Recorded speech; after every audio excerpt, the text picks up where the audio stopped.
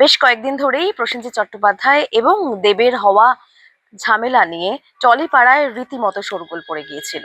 তবে শুক্রবার সেই সমস্ত জল্পনা, সেই সমস্ত ঝামেলার খানিকটা অবসান বোধহয় দেব নিজেই ঘটালেন।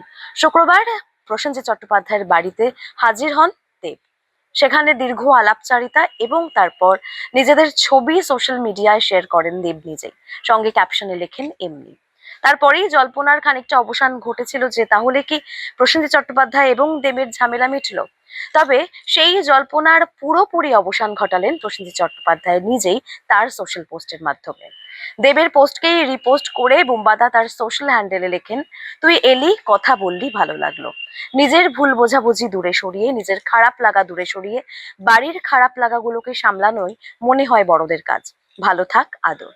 দেবকে এই কথাই সোশ্যাল মিডিয়ার মারফত জানালেন প্রসেনজিৎ চট্টোপাধ্যায়। এবং দুই অভিনেতার এই সোশ্যাল পোস্টের পরই যেই জল্পনা চলছিল 2-3 দিন ধরে, সেই জল্পনার অবসান বোধহয় খানিকটা ঘটলো, যদিও সবটা সময়ের অপেক্ষায়।